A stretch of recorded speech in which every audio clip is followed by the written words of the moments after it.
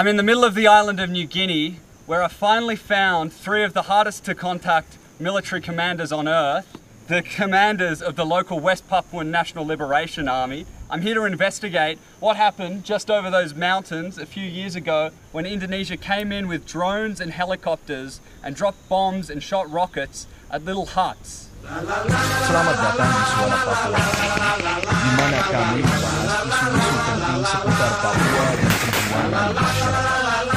Kali ini, kami akan mengupas sebuah fenomena yang memaparkan dunia internasional. Seorang jurnalis muda asal Australia yang menembus hutan Papua Barat dan bertemu langsung dengan tentara pembebasan nasional. My colleague Kirsten and I are with Tariana Sato and Sebi Sambong, the Chief of the General Staff and the spokesman for the TPNPB, the West Papuan National Liberation Army, the most secretive, isolated, uncontacted guerrilla fighters on Earth. For decades, the TPN have been fending off brutal military campaigns from Indonesia, who took over the western half of New Guinea from the Dutch in the 1960s after a rigged referendum. Terry and Sebi claim they can get us into the Star Mountains of West Papua, a secret place that is in a state of secret war. One of the last areas of New Guinea to be reached by the Dutch. A region so remote, the first time outsiders ventured there was 1959. Few have been since. Those who have come with guns and bombs. They come on a mission. They come to kill these men. Eli Mbidana disebut sebagai komandan operasi kelompok kriminal bersenjata Ngalum Upel Lamek Taplo. Kelompok Lamek Taplo ini merupakan pihak yang bertanggung jawab atas insiden pembakaran sejumlah fasilitas umum dan rumah warga di Kiwirok dan Optika. The shooter was an armed criminal group led by Lamek Taplo, who often terrorized the military, police, and local residents. The government have designated armed criminal groups as terrorists who often perform massive violence. Beredar di media sosial detik-detik baku tembak antara organisasi Papua Merdeka atau OPM dengan prajurit TNI di distrik Kiwirok, terpencil yang dikuasai oleh kelompok bersenjata menimbulkan pertanyaan tentang keselamatan jurnalis. Stigma propaganda. Pemerintah Indonesia dapat mengklaim bahwa ini adalah nestled deep in the jungle heart of the island of New Guinea, the Nyalam Kupu and Bintang Timor commands of the West Papua National Liberation Army, led by Lamek Taplo and Ananias Mimin, have claimed responsibility for a series of attacks on the Indonesian military's most remote frontier outposts. In September 2021, Lamek Taplo's group set fire to a few government buildings in the Kiwirok district. Using this incident as pretense, Indonesia drastically escalated its military campaign against the people of the Star Mountains. Very little is known about what exactly happened, but there were rumors of an aerial bombardment, helicopters and possibly drones, shooting rockets and dropping bombs, forcing villagers to flee their homes and hide in jungle camps. Rumors that till this day have been denied by Indonesia and ignored by the rest of the world. In 2023, I visited the Star Mountains and interviewed witnesses to the attack, confirming important details. Yet the scale of this campaign is still truly unknown. The Indonesian military is still occupying the area. Papuans are still hiding in the jungle. But in these mountains, there is still an armed resistance, led by a man no outsider has met or interviewed. A man who I was told holds the key evidence. I'm still trying to understand what is happening in these mountains, and to do so, I'm trying to get where the Indonesian military can't. I'm trying to get to Lamek Taplo, one of the most wanted men in Indonesia. Hubungan sejarah, budaya, dan geografis antara masyarakat Papua di kedua sisi perbatasan semakin memudahkan aliran kunjungan kepada OPM. Hingga provokasi Timor Leste yang pernah menjadi bagian dari Indonesia dianggap memiliki pengalaman serupa dengan Papua. Sikap Timor Leste yang mendukung kemerdekaan Papua secara moral dapat We're landing near the memprovokasi border of perhatian Papua New Guinea and internasional dan Indonesia, menciptakan in a village tekanan that up until diplomatik last bagi year was home to Indonesia. hundreds of West 4. Papuan refugees Kepalsuan that had fled after the diplomasi. bombings. Pandangan bahwa negara-negara tersebut bersikap Today, ramah we're walking hanya di permukaan all the way menunjukkan up there, adanya kecurigaan mendalam and then terhadap down, then agenda up again to the diplomatik. second mountain, and that's Senyum up there is a diplomatik village in the seringkali Kiwi Rock area. ditafsirkan sebagai bentuk strategi Yeah. untuk menyembunyikan niat sebenarnya. Are they Untuk Indonesian memperjuangkan military there? kemerdekaan Papua, tindakan yang diambil Where are they? oleh Are they orang close to Papua where we're harus going? berfokus pada pendekatan No, yang okay. strategis, damai, dan melibatkan perhatian 10 kilometers away. internasional. And they're in Kiwi Berikut Rock. langkah-langkah It's yang dapat snipers. menjadi sorotan. 1. Since the bombings, Memperkuat most kesadaran people have been kolektif. hiding in jungle Orang camps, Papua as there have harus been bersatu multiple dalam instances of visi dan Indonesian misi yang security jelas forces untuk shooting mencapai civilians who attempt to kemerdekaan. return to their Kesadaran villages. kolektif ini dapat dicapai melalui pendidikan, diskusi, A delegation of dan TPN konsolidasi guerrillas, di led by antara Ananias semua Mimin, have kelompok arrived at the masyarakat airstrip Papua. to escort us on the 2. difficult walk Kampanye over mountains, internasional. through rivers, and across the Menggunakan border platform to the global camp, where they seperti say media, we will meet Lamek organisasi Tapla. HAM, dan forum internasional untuk mengedukasi dunia tentang kondisi Papua, menyoroti pelanggaran hak asasi manusia, ketidakadilan, dan perjuangan mereka. 3. Diplomasi dan dukungan internasional. Berkoordinasi dengan negara-negara yang mendukung perjuangan Papua. I understand seperti why the Vanuatu, Indonesian military has Papua trouble New hunting Guinea, these guerrillas. dan sekutu The terrain is internasional impenetrable. lainnya, untuk The membangun mountains are jaringan drenched in diplomatik never-ending yang rain. kuat di tingkat global. 4. Dokumentasi The cliffside bukti. ground crumbles beneath my feet Mendokumentasikan every setiap second bentuk step. pelanggaran HAM, Landslides dot the ketimpangan track. ekonomi, dan 1 masalah foot lainnya wrong, yang and you'll dialami never leave orang these Papua mountains. untuk memperkuat klaim mereka dalam forum internasional. 5. Pendekatan non-kekerasan. Mengadopsi pendekatan damai seperti yang dilakukan tokoh-tokoh dunia, misalnya Mahatma Gandhi dan Nelson Mandela, untuk menekan pemerintah melalui moral dan legitimasi tanpa kekerasan. 6. Menggunakan media sosial. Memanfaatkan kekuatan media sosial untuk menyebarkan narasi perjuangan Papua ke seluruh dunia dengan cara yang menarik, Yet the guerrillas mendalam, glide through dan barefoot, informatif. carrying 20-kilo 7. bags. Melibatkan pemimpin rohani dan budaya. Tokoh agama dan budaya Papua dapat memainkan peran penting dalam menyatukan masyarakat dan membawa suara perjuangan dengan pendekatan moral yang kuat. 8. A few hours Advokasi di into the walk, organisasi and guns begin to appear internasional. out of nowhere, Mendorong isu Papua untuk dibahas di as does the lembaga-lembaga Morning Star seperti flag of West PBB, Papua. Forum Kepulauan Pasifik, dan organisasi internasional lainnya. 9. Kolaborasi dengan jurnalis independen.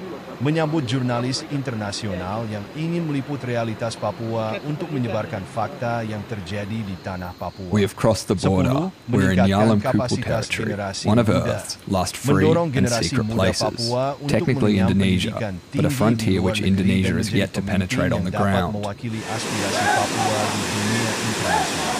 Melalui langkah-langkah ini, There are Indonesian perjuangan military untuk bases kemerdekaan and Papua snipers dapat just a few menjadi kilometers lebih away. terarah dan mendapatkan dukungan It's kind of yang lebih tense. luas. Yet as dangerous Karena as the kehadiran Indonesian jurnalis military is, internasional unless di it's by Papua helicopter, Barat, terutama rarely do they dari venture far from the Australia, safety of their telah menjadi bases, sorotan as the global. soldiers are more scared of who Jurnalis I'm muda with ini and who I'm berhasil about to mencapai meet. wilayah yang dikuasai oleh Tentara Pembebasan Nasional Papua Barat, TPNPB, sebuah cabang militer dari Organisasi Papua Merdeka, OPM. Dalam video yang dirilis, terlihat ia berpose bersama puluhan militan TPNPB di lokasi rahasia. Video ini memicu respons serius dari pemerintah Indonesia yang kini berada dalam dilema besar. Potensi dampak. 1. Kampanye global untuk Papua. Jurnalis tersebut diduga akan memanfaatkan dokumentasinya untuk menggalang dukungan internasional terhadap kemerdekaan Papua. Melalui laporan media, publikasi, atau forum global, ini dapat meningkatkan simpati global pada perjuangan Papua Barat. 2. Peningkatan tekanan internasional. Negara-negara sekutu yang mendukung hak asasi manusia mungkin menggunakan laporan ini sebagai dasar untuk menekan Indonesia agar mengubah kebijakan terhadap Papua. 3. Bahaya bagi Indonesia. Video ini dapat memengaruhi citra Indonesia, khususnya terkait pelanggaran HAM di Papua. Isu ini berpotensi memecah dukungan diplomatik Indonesia di arena internasional. 4. Pengawasan di perbatasan Papua Nugini. Papua Nugini, yang berbatasan langsung dengan Papua, menjadi perhatian karena diduga menjadi jalur aman bagi jurnalis dan pihak asing untuk masuk ke wilayah konflik. Reaksi yang diperlukan Indonesia. Pendekatan diplomatik. Indonesia perlu meningkatkan kerjasama diplomatik dengan negara-negara seperti Australia dan Papua Nugini untuk memantau aktivitas jurnalis internasional di Papua. Transparansi di Papua, pemerintah harus lebih terbuka dalam menangani isu Papua dengan memberikan akses kepada media nasional dan internasional untuk meliput realitas di sana secara netral. Penguatan narasi positif. 3 TPN commanders, 3 key witnesses to the Kiwi Rock bombings, each leaders of their own defense area command, or as they call them, HODAPs. Dan penghormatan hak asasi manusia di Papua. Kehadiran jurnalis asing di Papua Barat bukan hanya menjadi tantangan bagi stabilitas nasional tetapi juga membuka jalan baru untuk kampanye kemerdekaan Papua di tingkat global. Indonesia harus waspada dan bertindak bijak dalam menghadapi situasi ini dengan memperkuat keamanan, diplomasi, dan pendekatan yang humanis di Papua. Terima kasih telah menyimak pembahasan kami di Suara Papua ID. Kehadiran jurnalis internasional di Papua Barat membawa banyak Getting a visitor here is extremely rare. Apart from a meeting with Sebi and Tarianis in 2022, I've been told that the Star Mountains TPN have had no outsiders, let alone foreign media come to investigate the bombings which took place in 2021. The people here have seen more rocket-firing gunships than video cameras. This was one of the few hamlets not bombed into the ground, though it's usually unpopulated. If not for the TPN press junket, the people here would be hiding deep in the jungle. An explanation of our presence is required. Dan ini istri Kristin, Menteri Luar Negeri dan Transmigrasi, itu orang Australia, Justin Keakov. Itu dia bawa Panglima Indonesia, mereka rapat di Mosby untuk bikin penandatanganan perjanjian untuk bikin keamanan di batas ini. A few weeks after the bombings began, the Papua New Guinean government sent a few members of their defence force to the border town of Tamolbel to investigate the refugees that had fled to escape the Indonesian military. But that appears to be the greatest extent of PNG government action regarding bombings on their doorstep. In fact, as we were there, Australian-born PNG Foreign Minister Justin Kichenko ratified a border agreement with Indonesia, allowing for joint patrols of the shared border. This has incensed the TPN, who for decades have felt the consequences of decisions about their land that have usually been made by foreigners in cities thousands of kilometres away. Indonesia maupun Papua New Guinea, pemerintah tidak punya hak untuk tanda tangan. Yang punya hak itu kami. Kami orang Papua New Guinea dan West Papua, kami punya hak untuk tanda tangan untuk pengaturan batas ini. Facing an increasingly hostile Indonesia, with essentially no international or material support for their cause, the TPN still try their best with quasi-diplomatic efforts. This trip is beginning to feel like one. We wake up the next day to find a schedule filled with ceremonies, the TPN's way of getting their message out to the world. First off, they're presenting us with gifts.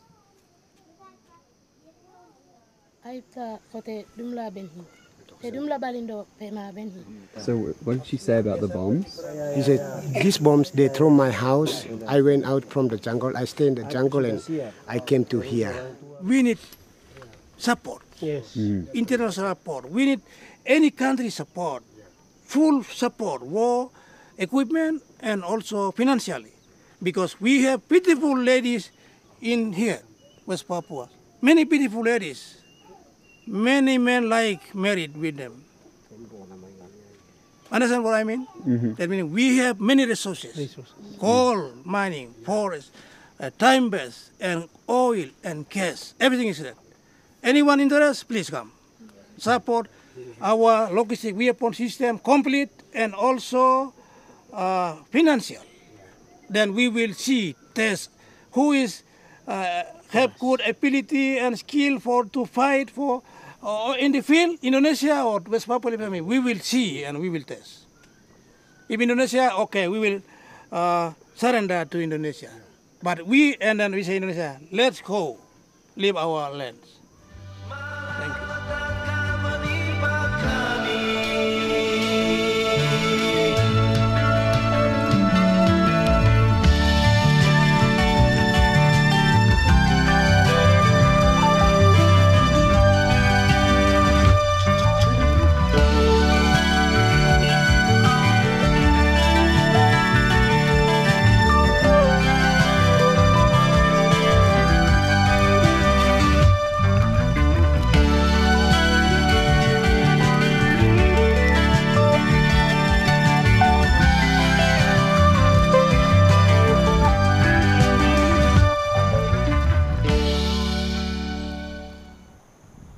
upacara menyiapkan barisannya.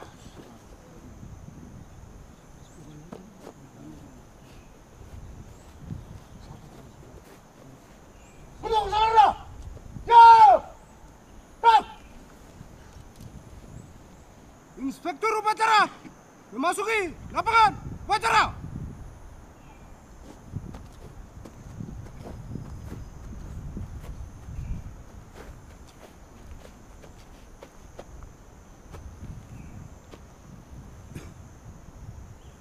Penghormatan kepada Inspektur upacara.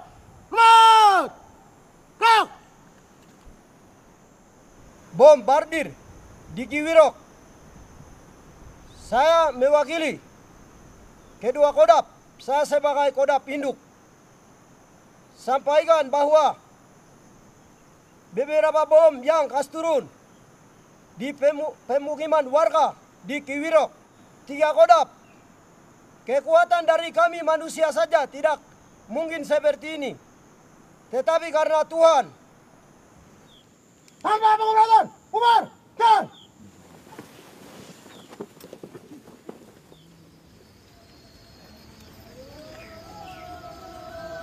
This tarpaulin held up by a few branches is Lamek Taplo's podium. He just announced that it is where he'll be holding his first and likely only ever press conference. A press conference only attended by Paradise Broadcasting. It's where the clearest picture of what exactly happened in Kiwi Rock in 2021 will emerge. Kabe dunduk di Bakaba 152 bom dunduk di. Lamek and the commanders are holding Krushik M72 81mm mortars. These specific mortars have been modified to be dropped from the air owing to an improvised tail boom and fuse. Kamera drone non heli yambul tep giga uma puo me kamera drone tindi stombol ne di tindi stombol hai bamta pu abe na kaba kampung pu abe na kaba kamera drone ta na kaba kabe kaba ba ko tek dak ne de uma by remote transfer. When I first spoke to witnesses about the bombings a year ago, they all reported that these mortars were dropped by drones that looked like small helicopters. This was such a bizarre claim and a surreal image, Indonesia using drones to drop bombs on tribal communities, that I had serious doubts, and there were no reports of drones that had reached the outside world. I got the witnesses to draw pictures from memory of the alleged drones. After some digging, and to my great shock, I discovered that just a few months before the bombings, photos emerged online showing an officer from Indonesia's paramilitary police wing, Brimob, standing next to a drone carrying mortars in Papua, completely consistent with the drawings and description of a small helicopter. This drone is a Blowfish A3, a UAV manufactured by the Xi'an company in China. This model boasts a swarm function, where up to 10 drones utilise artificial intelligence to take off and swarm a target in unison, completing the attack with full autonomy. Tentu saja, drone ini sangat membantu dalam misi yang diemban oleh TNI maupun Brimob untuk mengamankan daerah dan memburu OPM di Papua. Can I show you this picture? I presented the delegation with a photo of this model. Do you recognise that? Have you seen that before? Drone. See, so we've got a positive ID on the Blowfish AI drone. That's the one? Yeah. So that's Brimob. Yeah. And they look like, is that what they look like? Yeah? Everyone see?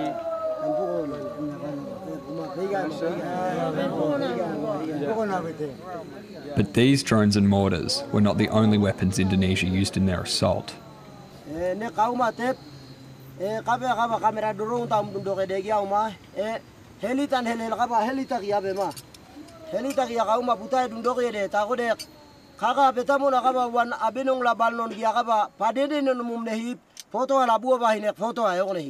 I've seen shrapnel like this before. I was presented with a whole bag of it by other witnesses on my last trip to the border. It's from Thales FZ-68 rockets. These rockets are designed by the Belgian wing of French multinational defence contractor, Thales.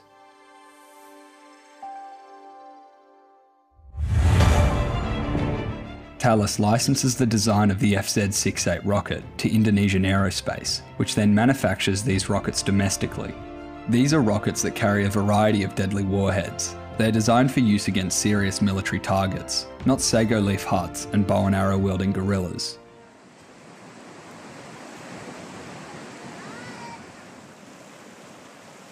But there's even more.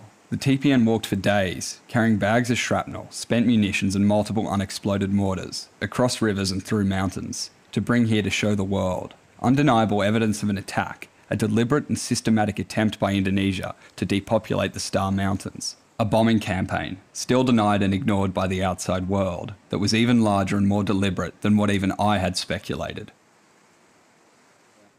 So it looks like we've got the same Serbian mortars that I've investigated and held before. This one has MBU M18 on it. The MBU M18 is a model of proximity fuse manufactured by state-owned Serbian company, Jugo Import. These fuses have been improvised onto the Krušik high-explosive mortars. Proximity fuses allow far greater precision in timing an explosion, allowing these mortars to have maximum impact.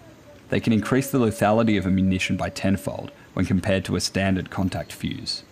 They are especially useful to have on mortars that are dropped by drones. Lamek explains that some bombs exploded mid-air and some on the ground. This precision possible thanks to proximity fuses, although it looks like some may have been faulty. They're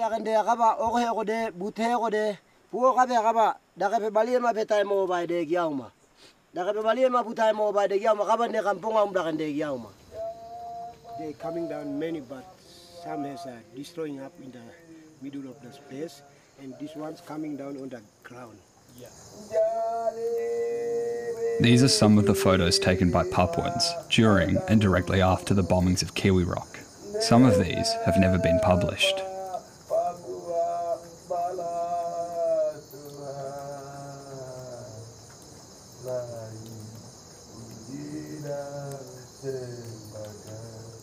The most mysterious pieces of evidence I'm presented last. Some dodgy plastic tail fins and a 40mm grenade cartridge. But then we've got this really cheap plastic tail that might have been screwed onto a mortar that I'm not sure what it's for. Indonesia seems to be using a whole lot more than just what we originally thought on Kiwi Rock. Tom, could you ask? Oh, I'm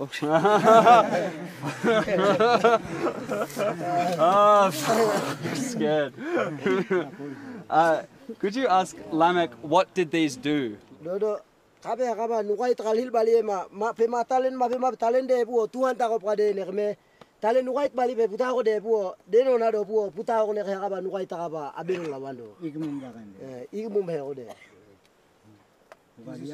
Come to the patient, but he's disappeared. Yeah. That's why we're running away. So they don't kill anybody, yeah. But they hit you in the chest. Yeah. And he said maybe God is blessing, maybe guiding us, so we. Yeah, didn't get killed from it. This testimony seems to indicate that if this was a standard high explosive grenade, it was faulty, or that it's not the cartridge from a standard grenade. And these ones are Indonesian bullets. Listing spent munitions may seem trivial, but for 60 years Indonesia has consistently denied dropping bombs on West Papua. Claims of Indonesian bombings in West Papua have often been treated by governments and media as little more than conspiracy theories advanced by ideologically driven activists. Lots and lots of tails and weapons. These are wings from the FZ-68, FTA-81. These are the model of wings. This is, yeah, more of the FZ rocket. That looks like the Thales rocket. Yet, here are the remnants of enough munitions to have killed hundreds of people, and this is just one sample from one attack. This one looks like, these are the makeshift, yeah, they've all got all the mortars have the same design. More bullets. Whoop! Oh. Thales,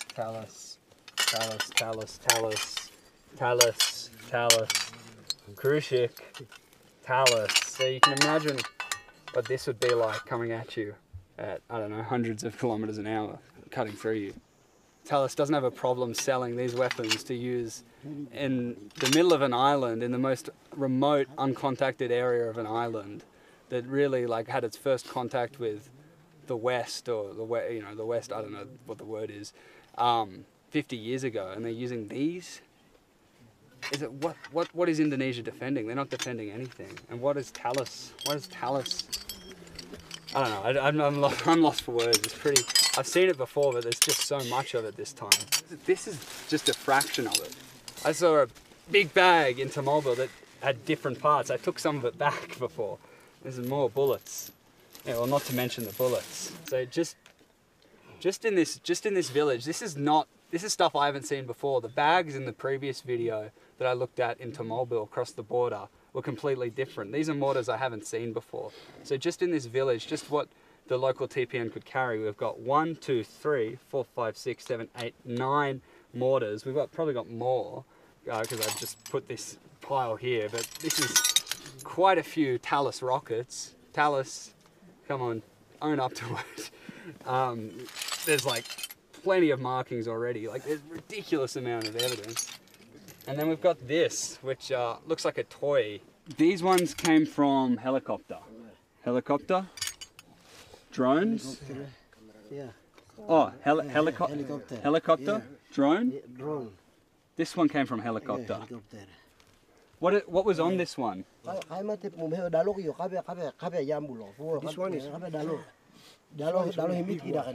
one is really a long one is coming down. Longer, like it looks like that, but bigger. One, but it's a long one. Longer than that one. That's really interesting. They used a plastic testing stuff, I guess.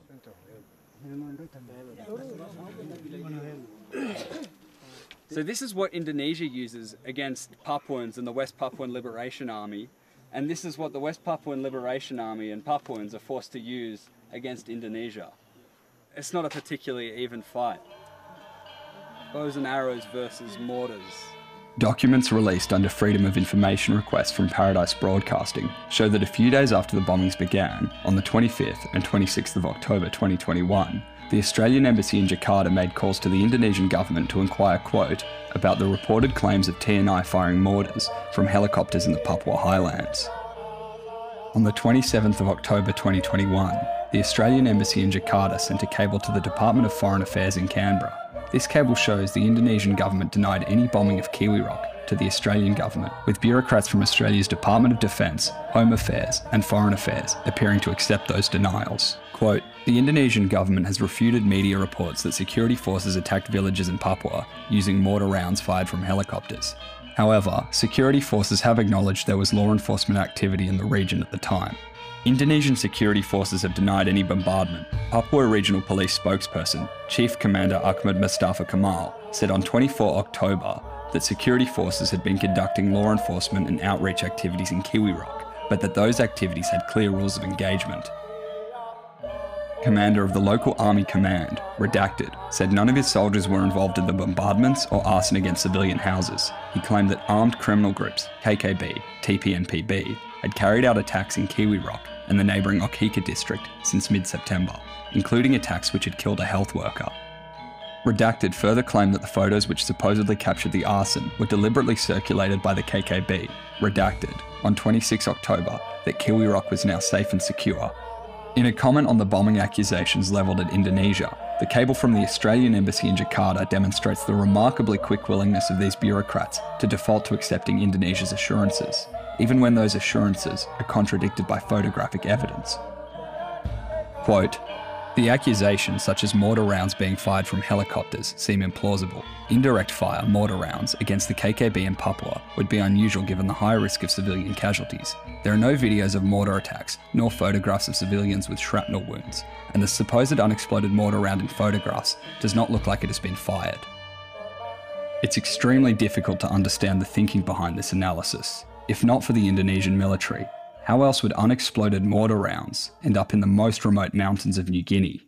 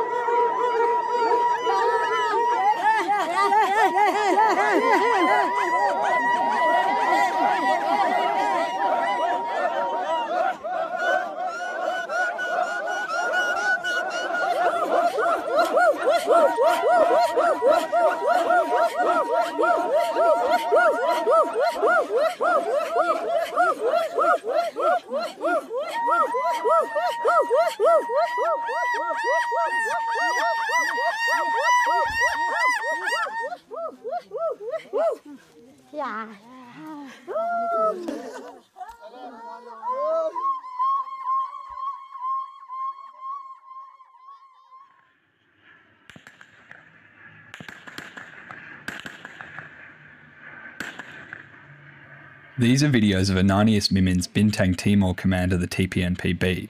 They were taken in the years since the Kiwi Rock bombings. Ananias boasts of being the best armed guerrilla in these mountains, due to the crash of an Indonesian military helicopter in 2019.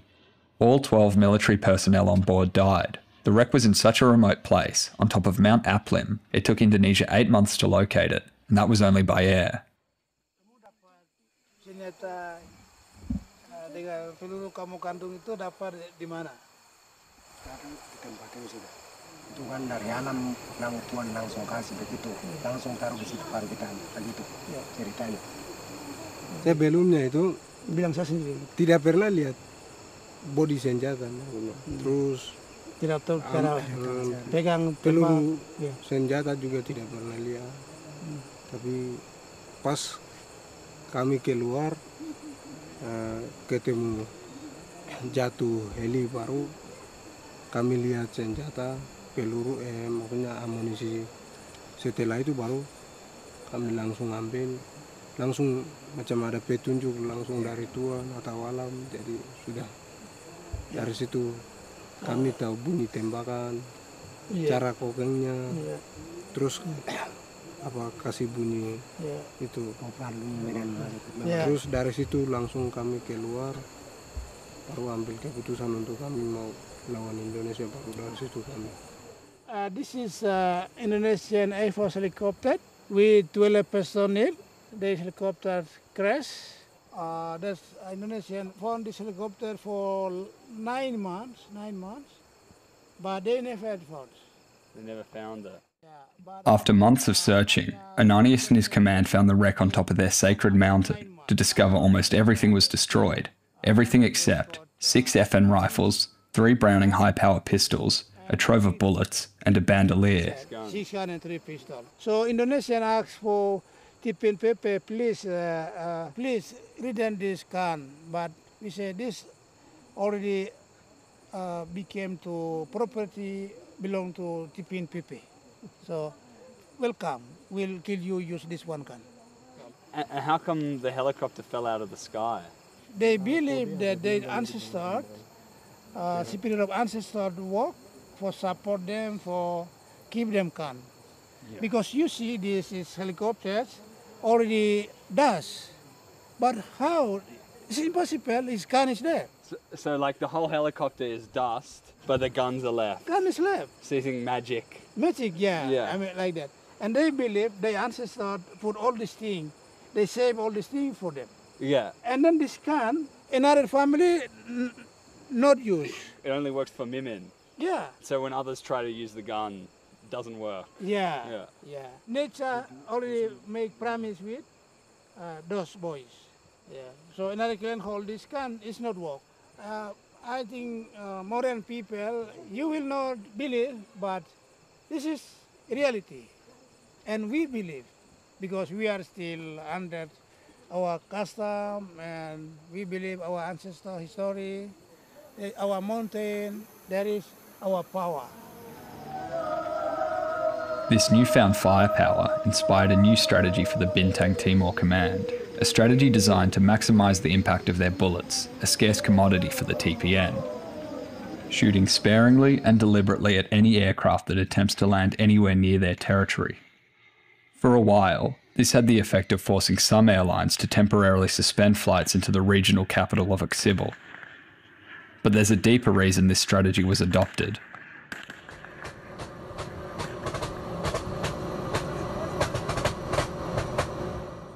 This video was taken from the inside of what should normally be a civilian aircraft that was being used for a military extraction during the Kiwi Rock conflict.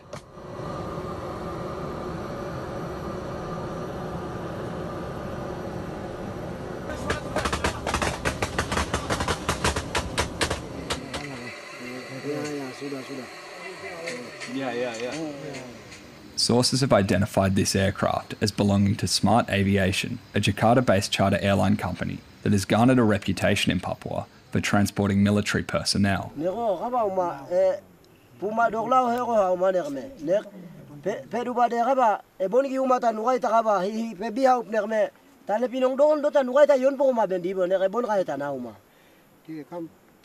They come and don't kill us, or they're using any plane they used to use. Any plane they're using. And everyone's witnessed that. So no one here trusts any plane, because any plane could come with people with bullets or bombs or We can't see this plane. Who's planning, who's like from government or from missionary. We never see it. They just come and they shoot it. This is a pattern all over West Papua, and it's part of the reason other TPN commanders have gone so far as to take civilian pilots hostage, as Indonesia deliberately blurs any distinction between military and civilian activity, which not only degrades trust among Papuans, but makes it incredibly dangerous for anyone, whether military or not, to work in the highlands. Eli Mbidana disebut sebagai komandan operasi kelompok kriminal bersenjata Ngalum Kupel Lamek Taplo. All the reporting on the conflict in Kiwi Rock lays the initial blame on Lamek Taplo, yet very few have raised the question, why did Lamek burn government buildings, including a health clinic, in the first place? It appears that the impetus of the conflict in Kiwi Rock could be yet another instance of Indonesia's deliberate use of civilian infrastructure as a Trojan horse for military activity.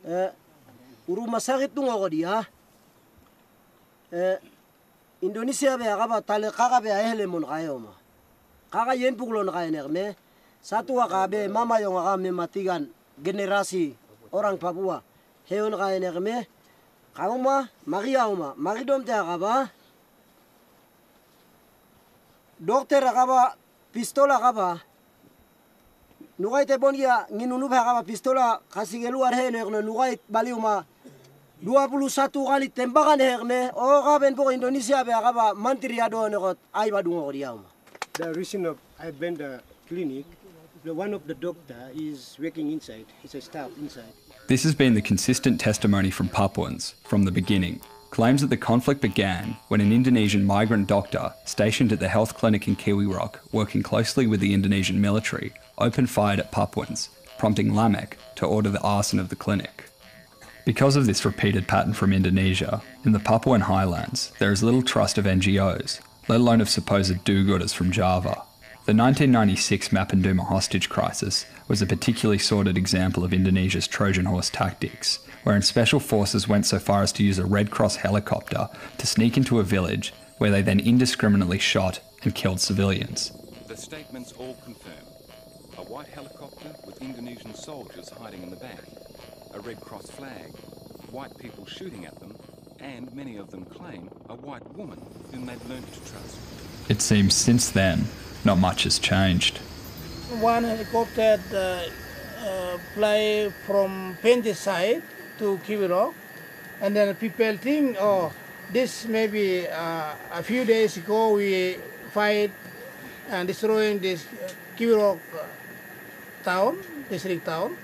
Maybe this is one of health, international health, maybe fly helicopter come from Papua New Guinea. And then they all of hang up and say, oh, Suddenly, drone fly and helicopter destroy all this bomb. Lamek story. So people thought it was Papua New Guinea helicopter. Yes, people think. This was the helicopter that shot the Talus rockets. Yes, and also drone flow. Smaller drones. Flow. They came with the helicopter. Till this day, Indonesian helicopters fly over these mountains, terrifying the locals and preventing anyone from returning to the villages they lived in before the bombings. A week, helicopter actively operates this area. Even where we are now, sometimes helicopter fly over? Yes, they will run around from that, dropping Indonesian police and military personnel. In 2023, German NGO Human Rights Monitor published an open-source investigation into the bombings. This investigation compared aviation photography and satellite images of Kiwi Rock from before and after the attacks. Their investigation found that 206 buildings in 8 villages had been destroyed, suggesting an overwhelming majority by Indonesian security forces. Their report also found that the bombings could constitute crimes against humanity under the Rome Statute of the International Criminal Court, a stunning claim for a bombing campaign that both Australian and Indonesian bureaucrats have denied even happening. Does anybody have any pictures of the helicopters or drones? Kalau untuk helikopter ada gambarnya. Kalau untuk kamera drone punya ini tiba-tiba, jadi susah untuk kita ambil gambar karena situasi kondisi yang ada di situ itu sangat sulit karena tiba-tiba rakyat ini tidak tahu barang-barang begini, jadi rakyat itu daya lagi tidak ada, hilang, akal pun tidak ada, pikiran pun tidak ada, jadi sudah. We have photo helicopter only. You've got a photo of the helicopter? Yeah, can I see the picture? Aksi teritori. Very interesting. Ini sudah saya punya bukti, bukti pengorbanan. This is my evidence. Yes. Hard to identify. Very small, but that looks like a helicopter. As far as I'm aware, these are the first images ever published of the helicopters alleged to have been used in the Kiwi Rock bombings. Video is in here. Oh, video.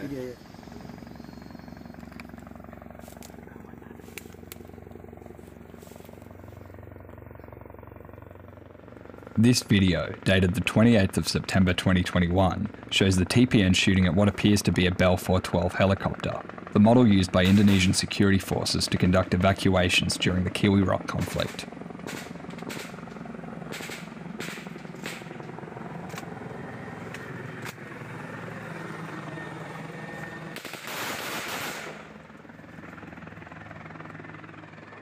It is unlikely this was the model that fired the Talus rockets. Those were most likely a model of Airbus, either the H225M or the H125M.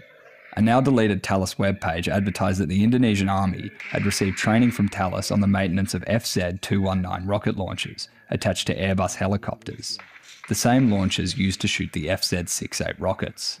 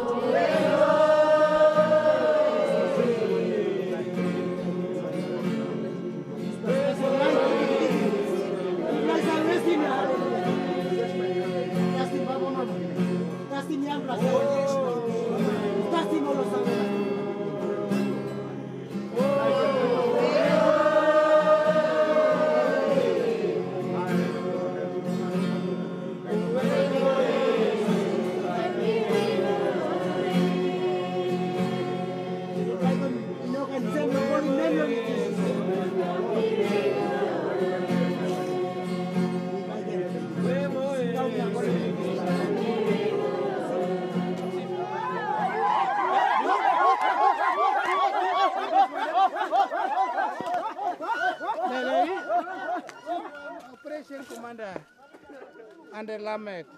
Oh, she's operation. Yeah, so she can organize boys go with fight. But they will move with them with singing. Spirit of war. They make the spirit up. The warriors song. Yeah, warrior song, right. And in our custom, when we make schedule for go fight with enemy, no man sleep with women. Yeah, we leave women sleep separate. All men go fight. If sleep with women and go fight, bullet come get. Even okay, stand a back of all the soldiers, but bullet will find him. And if women sleep up there, and men not sleep down.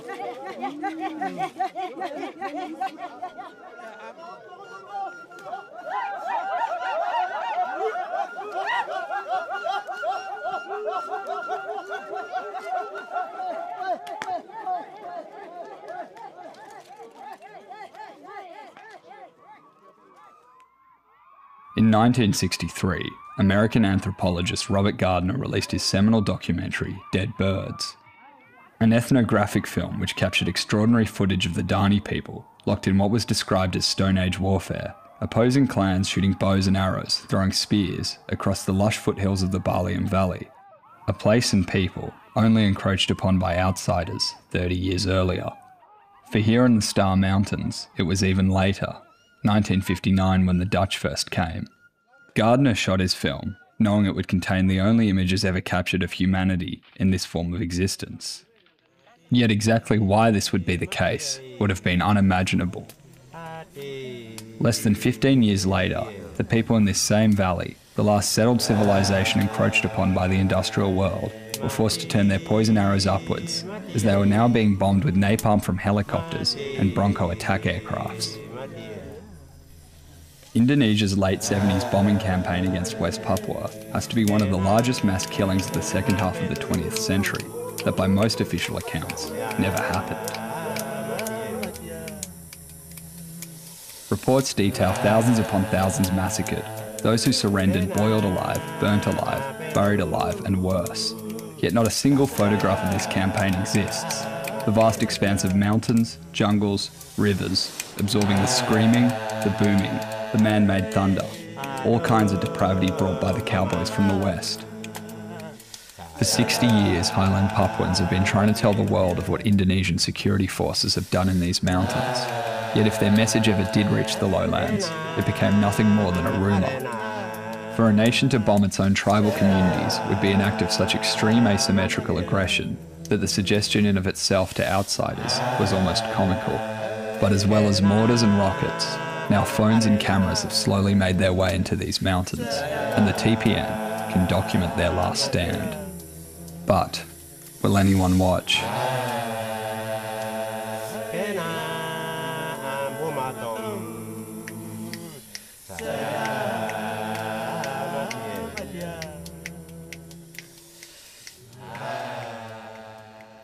On my last night with Lamek, I'm given folders full of photographs of corpses and graves, people alleged to have died as a result of the bombing and its aftermath. Many of the photos are photos of emaciated corpses. Some are women, some are children, some are babies. They cannot be shown here. I'm also given a list prepared by the TPN of the names of around 200 people they claim to have died. Although accounting for differing hamlets, I find the list shares a significant amount of names with the list handed to me by different witnesses I interviewed a year earlier. Running very low on battery, I'm not expecting to film an interview in this context, but it is in this informal setting in which some of the more startling allegations about Kiwi Rock come to light. He's staying 1 year, 6 months. He was 1 year old and 6 months. 6 months. And he died how quickly after the Kiwi Rock bombing? How many? October they told happened in Kiwi Rock and they started October and they started after he died. He died. And these are some graves. Yeah. And that's a body. Yeah. Another body. And these did he die from starvation or wound from bomb? He died from the bomb. He died from bomb. Bomb. No, they threw the bomb and this what these chemicals or what? Yeah, chemicals good. And then the nose. Really? Yeah. The chemicals from the bomb made him sick.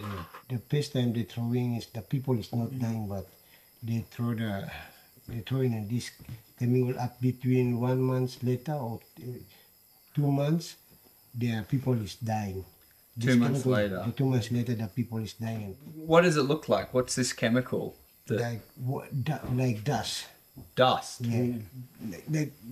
That's like big one, so it's coming like dust. Coming like clouds of dust? Yes. These claims of sickness and poisoning were flagged by the few messages sent out from the mountains via church sources in the years since the bombings. This message from October 2023 contains pictures of corpses and graves and states, quote, "The 2 children died because there was no access to hospitals and also no medical assistance in the refugee areas from the start of the conflict until October 2023. Refugees in Kiwi Rock were sick, coughing and bleeding according to the information we received, possibly from the mortar smoke in the fire. The impact is starting to impact parents and children. The 2 children who died experienced symptoms of coughing blood that would not stop continuously and had to exhale, and when they coughed out blood." The allegations surrounding poisoning are very hard to substantiate, but these witnesses are not lying. Something has happened. Time and time again, I've had my doubts about what sounds like far-fetched testimony about drones, snipers, and rockets, yet every single time, the witnesses have been proven correct. It might not be poisoning, but it's still undeniable that a great deal of people have died in mysterious circumstances since the Kiwi Rock bombings that Indonesia said didn't happen. And I still haven't identified the grenade cartridge and tail fins, possible evidence supporting the poisoning allegation. To do so, I'll need to get them out of Papua and back to Australia.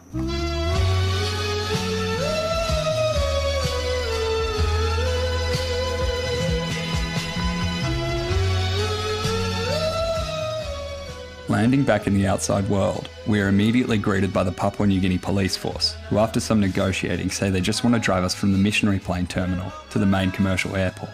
The only issue is, those buildings are 20 metres apart. After loading us up into the back of the open-air police truck under obviously false pretences, we speed down towards the town's main police station, where we are questioned and our bags containing a bunch of evidence from the bombing searched. I don't know how this happened, but the police somehow didn't find the grenade cartridge and rocket shrapnel in our bags, so after more negotiating, they agree to let Kirsten and I go. They drive us back to the airport. We then fly to Moresby, but are again detained and questioned by immigration, being released just in time to make our flight. Since returning to Australia, I've shown the plastic tail fins to multiple weapons experts, and speculation has ranged from them being the stabilising fins of an improvised chemical bomb, or the fins from a high explosive incendiary. So far, I've found nothing conclusive, but the use of phosphorus seems quite possible. In 2018, journalists Mark Davis and John Martinkus reported that security forces potentially deployed white phosphorus in Nduga to forceful denials from Indonesia. The 40mm grenade cartridge from Kiwi Rock is very similar in appearance to some of the cartridges that accompanied those reports. It is also identical to certain 40mm Pindad high explosive grenades. I got some limited chemical testing of the munitions done, looking for phosphorus in particular. It was a long shot as phosphorus disappears into the environment very quickly, and these munitions have been left in the Rainy Star Mountains since their use 3 years ago. As expected, the results were also inconclusive. Although recently declassified cables from Australia's Department of Foreign Affairs confirmed that as early as 1978, Indonesia was deploying plastic phosphorus bombs in Papua.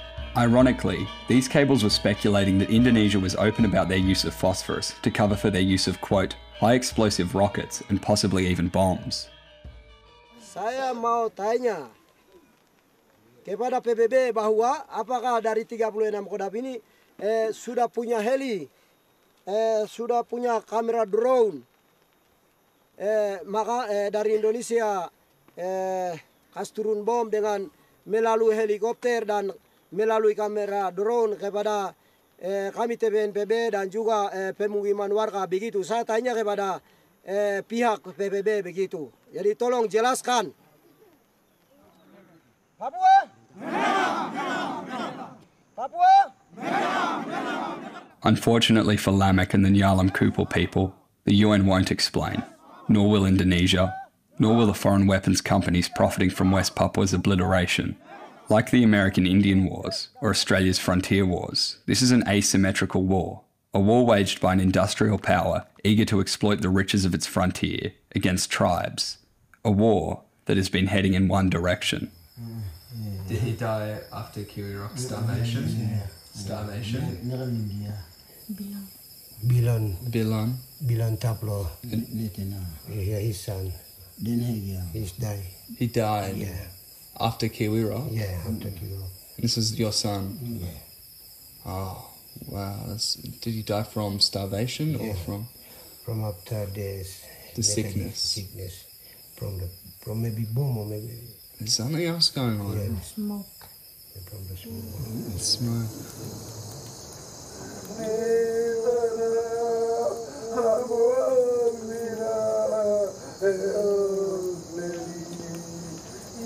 If the children in Kiwi Rock survive the artificial famine, if they survive whatever illness the bombings induced, they will be trained on bows and arrows. The fiercest of them will soon graduate to assault rifles. They will make their last stand against history. Maybe they will take a hostage. Maybe they'll burn some buildings. Maybe they'll shoot some aircraft from the sky. Maybe their ancestors will pull the aircraft down for them. Or maybe they will die, because an algorithm, loaded into a drone from China, sent to the mountains by Jakarta, determined that they were the wrong speck in the grass.